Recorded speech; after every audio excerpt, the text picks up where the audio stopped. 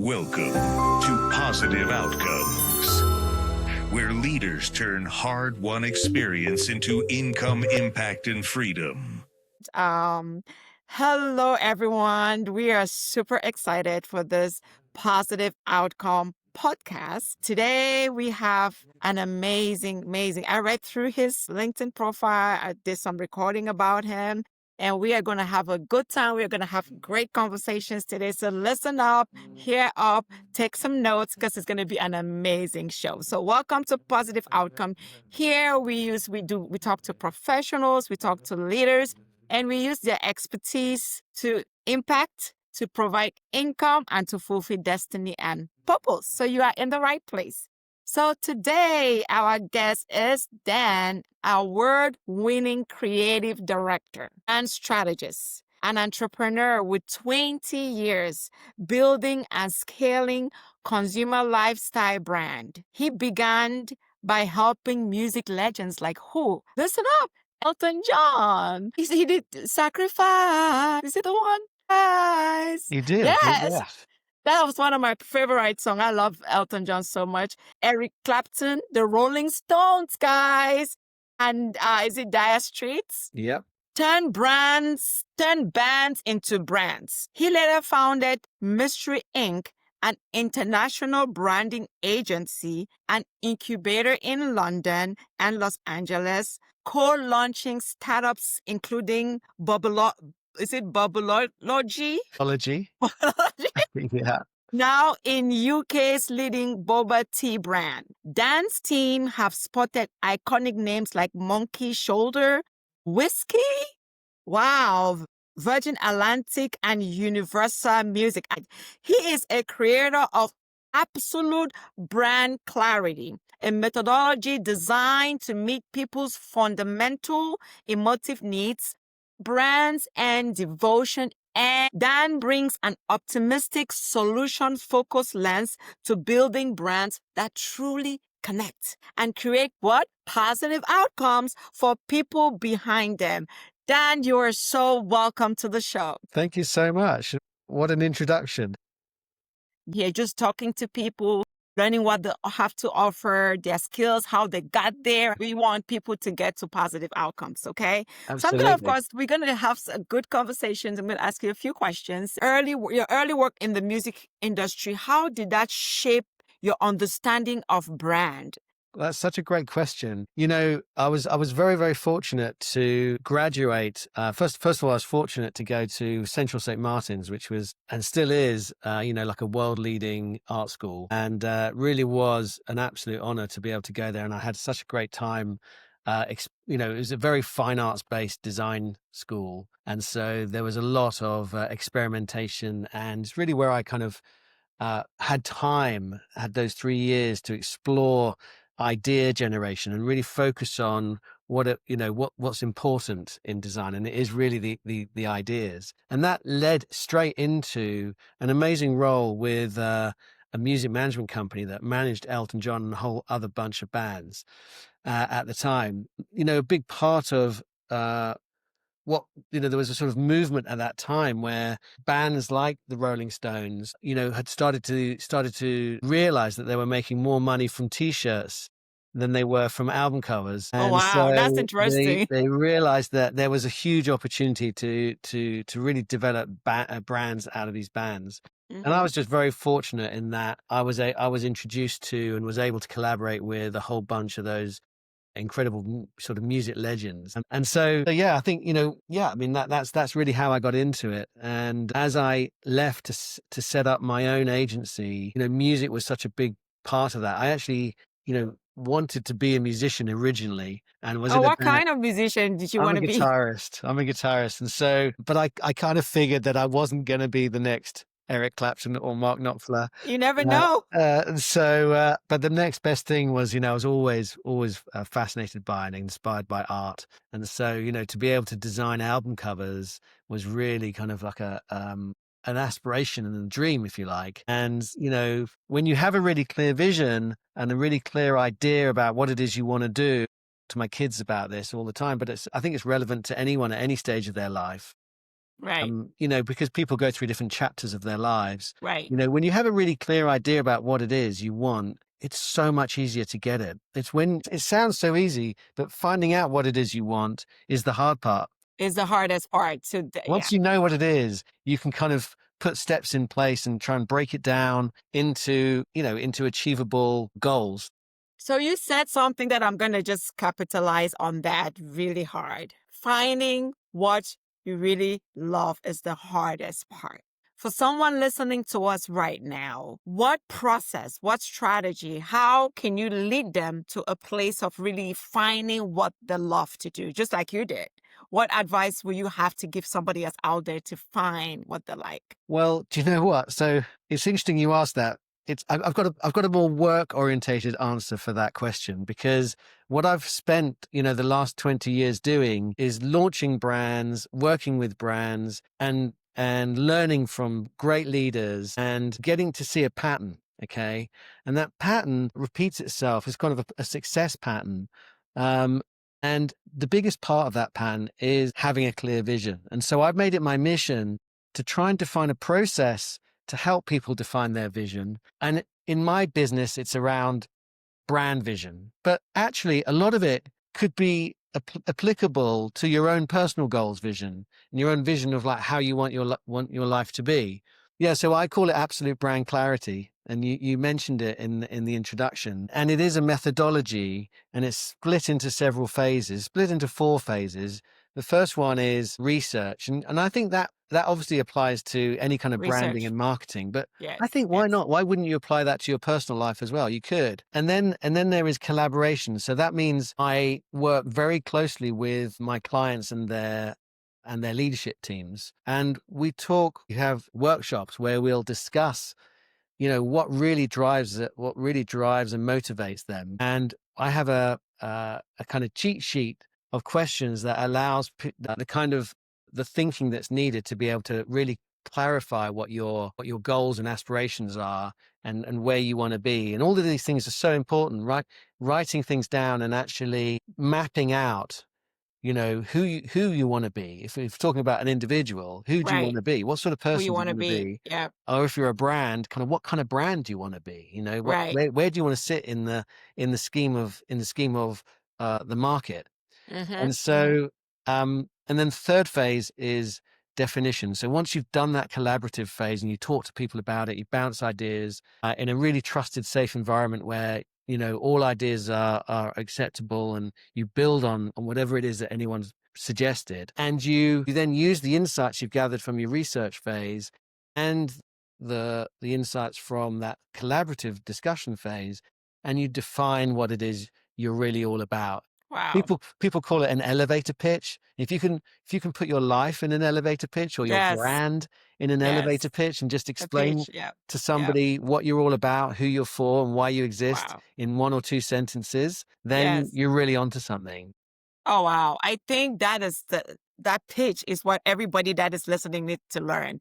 Who are you? Where are you going? And just flow. My Exactly. name is this, and this is what I do. I'm passionate about doing this, and maybe this is how I see myself in 5 years. Maybe just give them like 3 sentences, or how many sentences? Like, Yeah, I think 3 is plenty. wow, I wouldn't put a number on it, but it's got to be concise. It might be, concise. for some Yes. people, it might be 1 sentence. For some people or brands, it might be a paragraph, Wow. but it's got to be concise, and Right. it's got to be clear. And then the final phase of that process is about clarification. So you've defined your vision, and then you need to clarify that and embed that across your organization so that everybody knows your vision. And so otherwise, in order for everyone to pull in the same direction, you have a team of people, or you have outsourced teams these days. And so you need everyone to be able to understand your vision. So we have a model that is called brand facets, and it helps map out all of the facets of the brand on one page. So you don't have to go through a 50-page or a 50-slide presentation to get the brand across to someone, which people rarely do because it takes too long. And Yes. so we found that when you give people a 1-page brand facets, which summarizes the whole brand and clarifies it all, you can share it and go through it all in 10, 15 minutes. And your whole team, your outsourced resources all understand exactly what you're all about. Wow, that is amazing. I think a lot of us can definitely benefit from exactly what he has to offer on this show. I'm going to switch gears just a little bit here. So, what did you notice about audiences and emotional connection to artists that later translated to consumer brands? Okay, well, I mean, I think you're talking about from going back to the music business again, right? Yes, Yeah. yes, So what I learned in the music business was about how attention is is the important asset that you're trying to attract. Okay. In the same way that in today's world, it's an attention economy. It's an attention economy that we're in now, based around social media and social selling. And what I found the attention in the days of the music business when I was working in there was about how when people used to buy CDs and albums in shops, they didn't yes, download, they didn't stream, they used to go into yes. shops, I okay? remember those And days. they were racks and racks, and you'd walk in and there'd be thousands of CDs and thousands Yeah. of records. And so imagine how do you stand out in that environment? Well, that's exactly the same environment as social media online now, except it's on your screen, right? Instead of Mhm. flipping through albums and flipping through Yep, CDs, you're scrolling. You're scrolling through posts and you're right. scrolling through ads. So it's exactly the same thing. And so the key thing that I learned at that time was how in a fraction of a second, right? Not assuming that people are looking for your message or looking for your brand. They're looking through to see what grabs them. So in that fraction of a second, we needed to create an album cover that would, first of all, arrest somebody, grab their attention, and then second of all, tell a story straight away, give an impression of what that album is. What sort of music is it? Is it going to be my type of music? And so when you're creating visuals like that, you're talking about a really immediate impression. And I talk about and I think impression is something that's overlooked a lot by marketers and designers because we're sort of trained from birth almost to design in a way that's based on our school theology of attention to detail. Yes, yes, Everyone's heard that expression, attention to detail yes. creates amazing design. And that's true. We should all never forget that.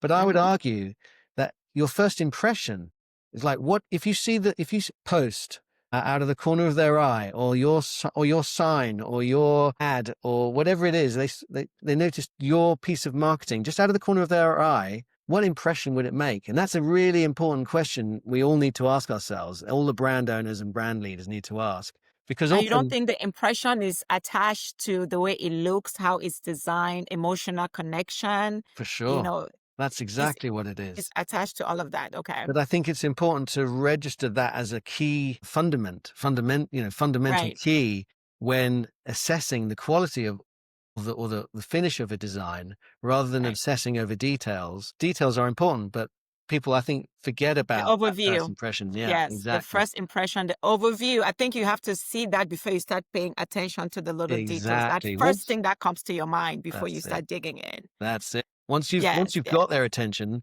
then they can yes, scratch below the surface and exactly. appreciate the detail and the thinking and everything else that's gone into it. Right. That's the connection piece. Like they say, everybody communicates and few connect. So that first impression connects them. And then now the communication is the other aspect of it. Oh, that's so amazing. So I can tell that you've grown through your career and your expertise. Was there a pivotal moment that changed your trajectory? Did you have like a mentor? Was it like a project? Did something happen that changed your trajectory to like, hey, this is what I'm doing? I mean, I think there's a series of smaller things that happened rather than one big thing. But winning awards and winning particular clients and working with, I mean, I think one of the key moments, I guess, was one of my first clients. In fact, my first client when I set up Mystery was a restaurant concept, and I'd worked with the founder on a previous coffee business that he'd been involved with, and he asked me to help him out creating the branding and for his new restaurant concept, which he called Giraffe. It's in the UK. Giraffe restaurants became, a really a real amazing success story. They grew from 1 to 50 Oh, restaurants wow. It's amazing. over the sort of 12, 13 years that we were working with them. The branding was a really key part of the whole experience. It was very overtly branded with lots of Right. messages and graphics and it was in your face. It was positive. You would love it. It was full of positive messaging. It was about Love that. making the most of your day, Yes. and people acknowledged that the branding was part of the restaurant success, and so that then opened the door or the floodgates to so many different clients in that hospitality Wow. sector, clients who were looking to create kind of brand experiences and a fully integrated brand that isn't just a picture or a logo Mm-hmm. on a Mm-hmm. sign or a t-shirt, but Yes. it actually goes Yes. through every element of the business, Wow. from the staff training to the menu The whole aspect. development. So the whole business is Mhm. brand centric, Yes. and that's it became a pivotal showcase for us. Wow. Yeah. That's amazing. So with that, why did you create Mystery Inc. as both agency and incubator? Can you just talk about that a little bit? Oh, yeah. Well, honestly, I've always had an entrepreneurial kind of streak, I guess, starting my own agency. I always knew that I'd have my own business. And as I was helping other brands like Giraffe, I felt like I was adding a lot of value. And I felt like, it would be great to co-venture with other businesses so that I can realize some of that value when it Amazing. comes time to exit, rather than just being paid for the work and doing a project by project basis. And just by sort of positioning, once I made that decision and talked to clients and potential clients about it, it wasn't long before there was interest from their side as to maybe we could make this work. And so one of the very first collaborations or co-ventures, was this Bubbleology, which was Right. perhaps a That was my mouthful next question. Yeah, talk about that.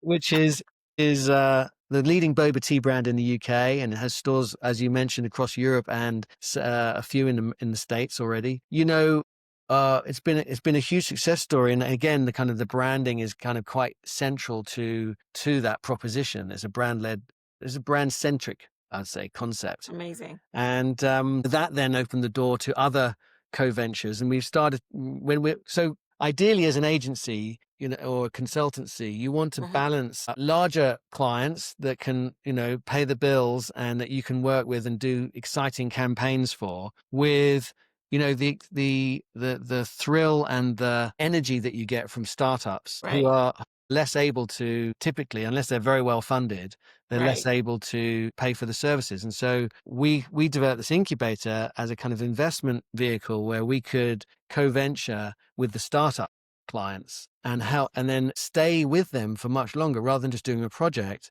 Right. actually help them develop the brand, put the And strategy scale. together, very often the naming, the identity, the interior design, if it was a restaurant concept, and then work with them over the years as an advisor. And so Exactly. that's how it came to be. And I like that because that brings me to my next question, because you've worked across F&B, wellness, luxury, hospitality, and so many. What's the universal truth about brands that scale, right? Regardless of the category, what is it about those brands that scale? Because I know you've, Well, you've yeah, touched let different me. aspects of it. Yeah, I mean, it's an easy one for me to answer because that's basically what I built my business on. And it is emotive connection. That is the pattern that I've seen over 25 years of working with brands and visionary leaders, is that the ones that really succeed are the brands that have that emotive connection with their customers. And then when I talk about emotive connection, I mean, like, people love the brand. They love it. They talk about it to their friends or to their enemies, right? They talk about it, they enthuse about it, and they become your advocates, your marketeers for you. So you're not having to spend the same level of money on advertising, and because your brand is growing virally. And Right. that is the difference between good and great, is that good Hmm. brands, they can grow and grow and they can scale, but great brands grow virally.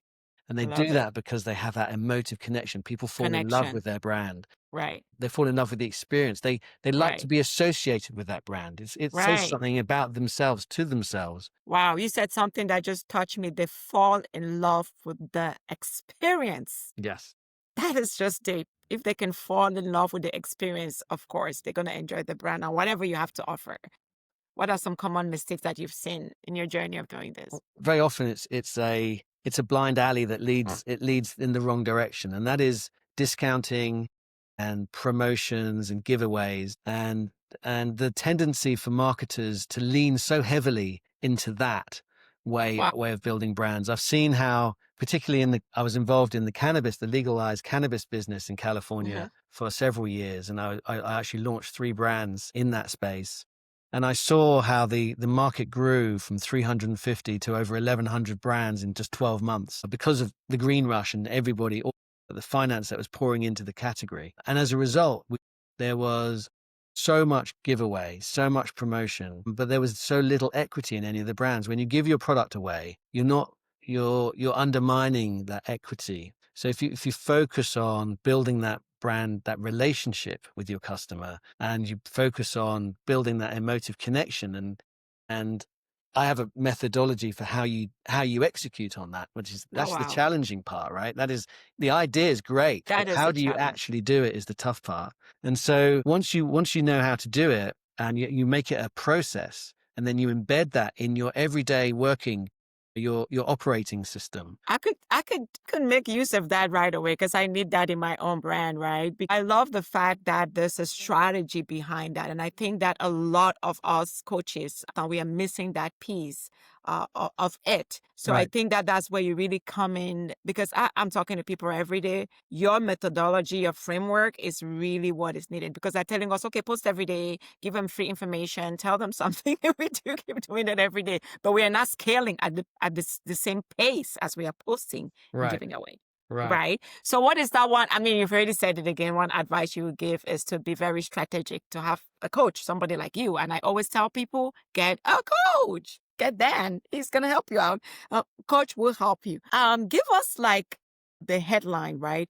What is absolute brand clarity? What problem is it solving? Simple. Absolute brand clarity is the vision for your business.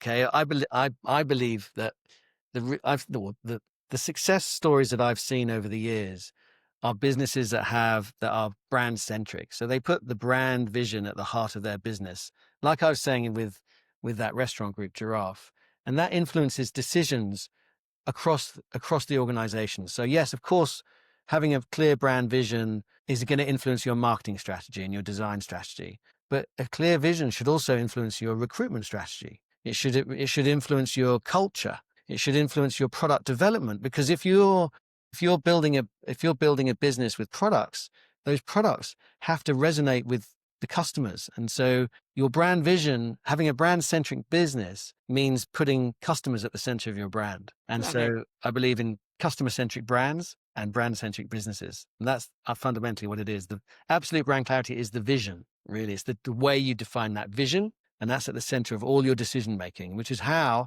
when you've got that, everybody in the organization pulls in the same direction. And that's when you start to see real growth. That is real strategic thought leadership. Is the vision, right? It is the Yeah. vision. And you build everything around that vision. Exactly. And then you are strategic. You're not just flowing. They say, do this today. Because when you go on social media, do this, everybody does it. Everybody does that. But once you have a vision and you build your business plan and your strategy around that vision, like Danny's saying, everybody follows that. I love that. So could you share a before and after example where clarity, the motive, unlock like growth, like a before and after? Yeah. Let me just think which one would be most appropriate. Well, I mean, so I've just recently been working with a hotel. You talked about having vacationed in Venice. I'm based here in Venice, California, and there's a wonderful hotel right on the boardwalk of Venice Beach that just a few years ago was not a wonderful hotel. It was a very average property with it really it hadn't been taking advantage of the really lucrative business vacation, business traveler and vacation market. It was providing short-term tenancies. Had been underloved, and the ownership didn't really have.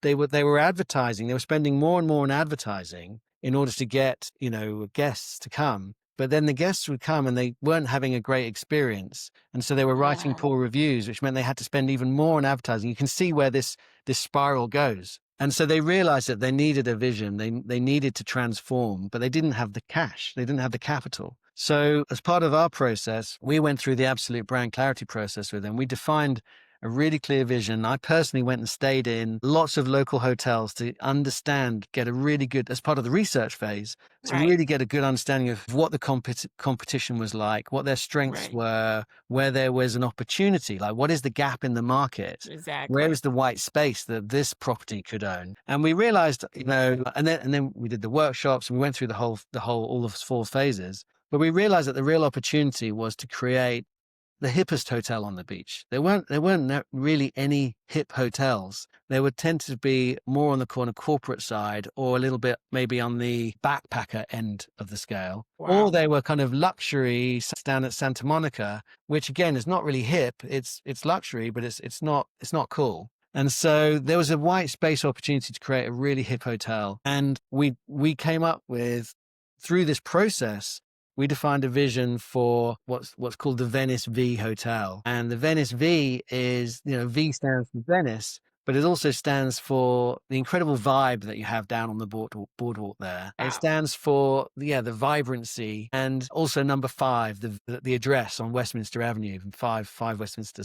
So we built a vision that was so compelling that the design strategy was inspired Mm-hmm. by that vision. It needed to reflect the authentic Venice. And authentic Venice is artists and bohemians, but it's also a renaissance, right? There's a gentrification that's happening there that has pros and cons, right? But it needed to reflect all of that if it's going to be true Right. to its roots. And so that vision starts to become the brief for the creative execution. And then we sat down and we worked out exactly how we were going to fulfill people's fundamental emotive needs. Now, this is kind of the core element of the execution we were talking about, how you make that connection, that emotive Right. connection with your guests or your customers. Amazing.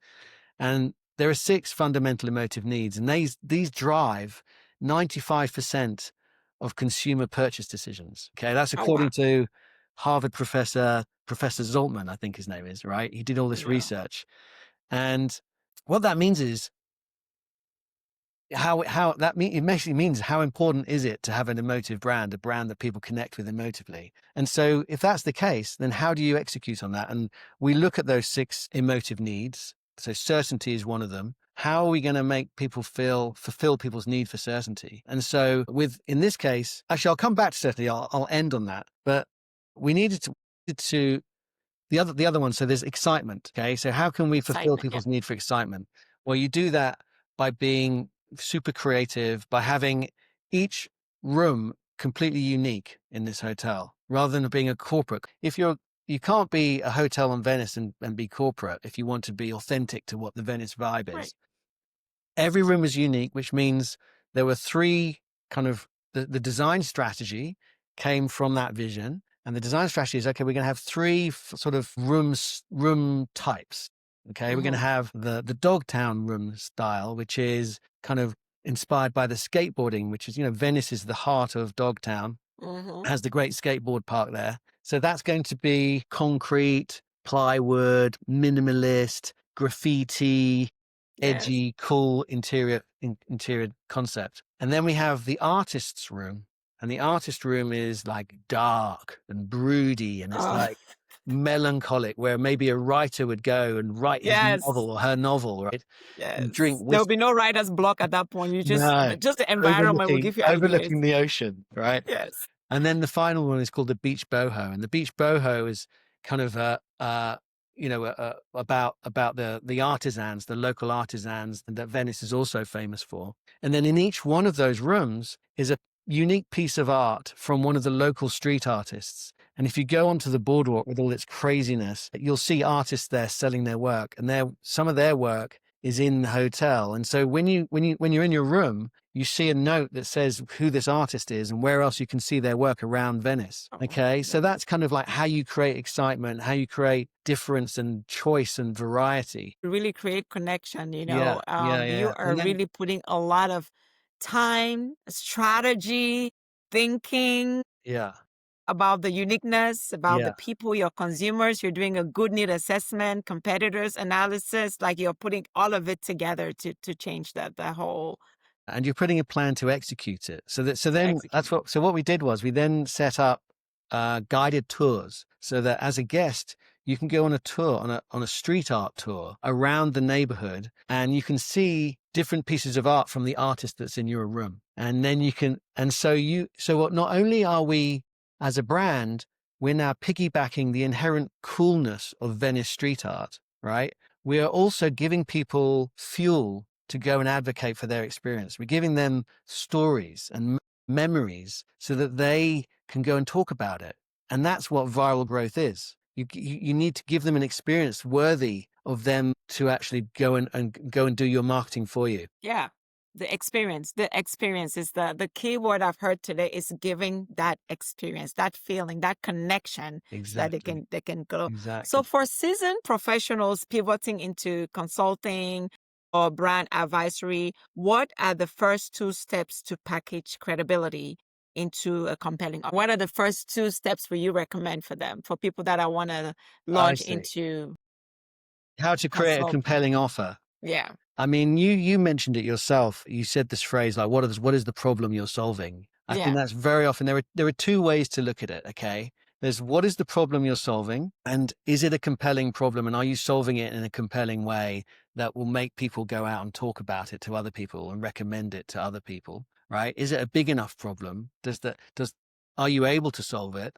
And then the alternative to problem solving, which still has an element of problem solving, but the alternative is, how can you sell a dream for how something might be, right? Mm. So I think problem solving is absolutely key to innovation. But I think there's also this counterbalance to that, or an alternative, which is how can whatever you're doing make something better? It's not Mm. necessarily solving a problem. It's just kind of like, there's this amazing opportunity outcome from whatever it is Mm. that you're producing. So it's either one or the other, or preferably both. Amazing. Amazing. Wow. So what are you excited about next before we get to how people can contact you on what you do? What are you personally excited to build next? Like it's like you're wearing a lot of hats, right? I So what are you am. excited about your next phase in life? Well, right now I'm working with some really great clients. Actually, I'm working on it right now. We just launched a new indoor golf club here in Santa Monica called Forward Golf, and it is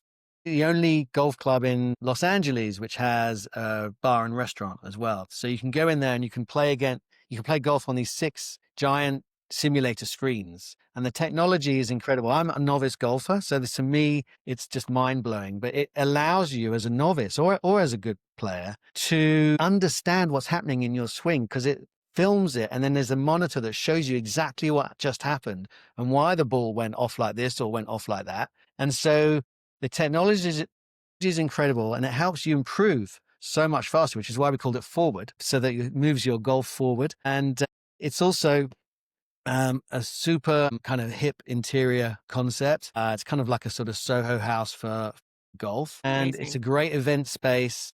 And we hold leagues and scrambles and events. We just launched last month, so I'm really excited about that.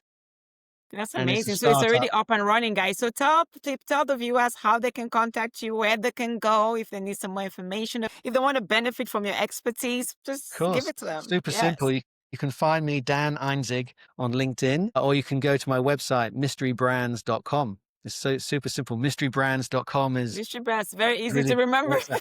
Yeah, yeah. So do you do any online coaching, or you just do like Online coaching. I haven't, but not yet? I guess brand coaching, if you could call it that. I haven't Brand done, coaching. yeah, Okay. brand coaching. Brand coaching. So before we wrap up, we always end every episode with this. It's been an amazing conversation. We know where to find him, and please do so, because I have learned I need to restructure. I need to re-strategize really everything I'm doing right now in my life. I really need to. But we always end asking these questions, right? What's one positive outcome that you are proud of, and what did it take you to get there? I know you have many, Wow. but we just need to know for the viewers just one positive outcome that you are proud of, and what did it take you to get there? You're talking about in work, right? Yeah, and any Yeah. aspect, anything that in work, in life, in anything, it can benefit someone else. I mean, it's so hard. one of the projects I'm most proud of, which had an amazing positive outcome, was the official autobiography for the Rolling Stones, which was less of a kind of brand project. And although it was brand building for them, it was a creative. It was just a beautiful creative project. It was a coffee table book, and I got to work, closely with them, and I got to access to their personal archives, and I met the band and hung out with them, and it was just really an incredible experience getting to see, because these guys are so super successful. And the thing that I learned from all of those amazing, super successful, not just the rock stars and the pop stars that I worked with, but also the leaders of businesses like Monkey Shoulder Whiskey and like Universal and Pernod Ricard. What I've learned from them is that the humility is always there, where even though they're very, very successful, and they have a bravado of, I'm thinking of that Keith Richards or, Mick Jagger. There's this kind of bravado, but when you're on a one-to-one, they have a lot of humility, and they tell you, whether it's Eric Clapton, whether it's Mark Knopfler, or whether it's Keith Richards, they'll tell you how lucky they are. Okay. And they will tell you that there were better musicians at the time out there that could easily have made it that didn't. But something just happened for them. Wow. They were in the right place at the right time. Yes, they worked hard. Yes, they had great songs, but in their minds, there were plenty of other musicians that also had great songs. But it didn't happen for them. Exactly. And so that knowing that, I think is a really, really key lesson. I think the outcome for me has been how that's influenced. The positive outcome for me is how that's influenced my kind of approach to living, right? My approach to life is to be grateful every day, and to have humility, and to really realize that any kind of success isn't only the hard work, it's also a lot of luck. It is. Wow. I just love the way you said it. Despite how famous, influential, money and everything they have, but the humility. I mean, we've learned a lot in this show. It was just amazing. Just the humility that you have, and especially for someone like you that you have that connection one-on-one, and you've spoken to them. And it's just reminding us that no matter how high we go, how much is in our bank account, being humble, I feel like it's a strategy, it's a tool that actually makes you grow even further, right? Because it's Exactly. grace, and being grateful for where you are. Like he said, there's so many other people that have better skills, but they're the one that are here. So that is just super, super amazing. So thank you all for listening, and thank you so much for coming to the show. Share, share, share. And what was your website again? Like all of us, right after this, please go and get some more information, because I want your brand to grow, so he Thank can you. help us to strategize our brands and take our companies, our brands, our vision to the next level. So what was your website It's one more time? mysterybrands.com. Mystery Brands. mysterybrand.com. So Yeah. thank you all so much for listening, guys. Bye. Thank you so much. Thank you, Daniel. Thanks for listening to Positive Outcomes. Follow the show and share this episode to inspire someone's next chapter.